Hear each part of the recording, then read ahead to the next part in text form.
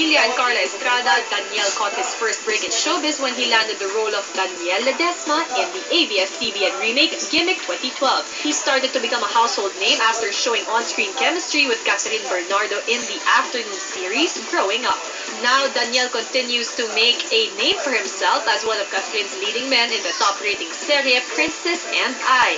During his spare time, Daniel tries to work on his other passion, singing. This teen star is currently a member of a band called Parking 5. Daniel also recently released his first album under Star Records titled Hinahanap Hanap Kita.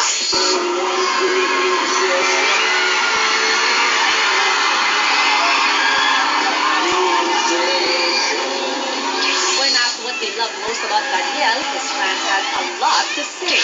Kasi magaling siyang kumanta, tapos bukod sa magaling siyang kumanta, heartthrob siya sa Twitter. Then, mabait siya. Hindi siya nang i-ignore sa Twitter.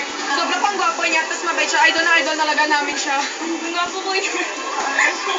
Ang gwapo niya. Ang gwapo niya.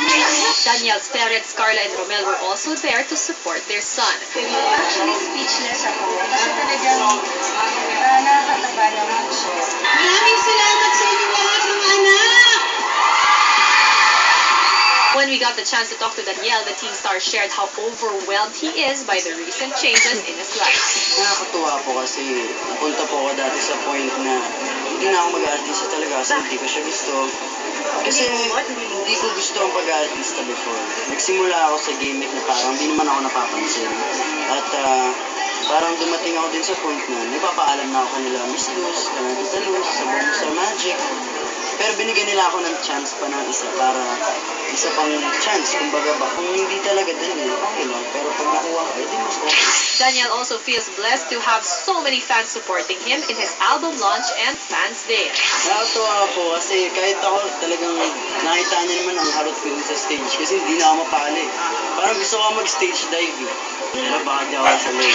When asked how he feels about being the most favored leading man of Catherine in the series Princess and I, Daniel had this to say. Hindi ko po masasabi yan kung ako po talaga kasi mukhang malalakas din naman po yung ibang love team ni Catherine na sila Enrique at Galin. Mas nalakas naman po talaga. Ako naman po, ginagawa ko lang po ang trabaho ko kasi ng mga fans namin ito. As for the real status of his relationship with Catherine, he said, Masaya ako at mukhang masaya din naman po siya. Magkasama naman kami. Talagang relax lang po kami. Kumbaga, hindi naman po kami nagmamadali dahil mahaba pa naman ang panahon. 16 pa lang siya, 17 pa lang po. Wala naman po tumama. When asked about Catherine's reported response that she knew she and Daniel were more than friends, Daniel says, Nakakatuwa, di ba? Yung sinabi natin, yung walang pala yung walang nabalitaan. Talaga ba? O yun. Totoo ba yan? Oo, sinabi niya yun. Parang hindi kayo, pero alam niyo na parang more than friends kayo. Special friend. Yun naman. Maganda. Ng balita. Mamaya magsikaan tayo. Kaya,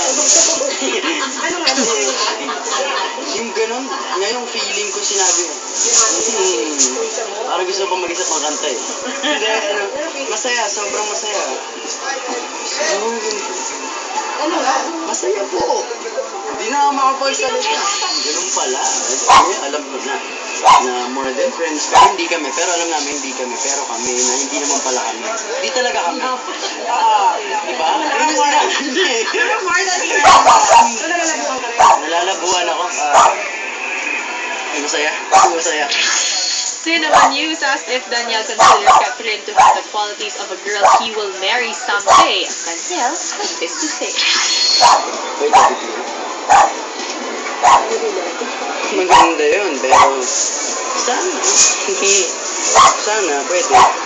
Kakasalan, bakit siya mabilis eh. Kung anong song. Oo nga eh. Pwede naman, hindi naman malabo siya yung pwede. Kasi nakikita ko talaga sa mga gusto ko sa isang babae. Saka, yung pinaka-importante kasi kung masaya sa taong kasama mo. Kaya masaya. Later, an exciting comedy duo.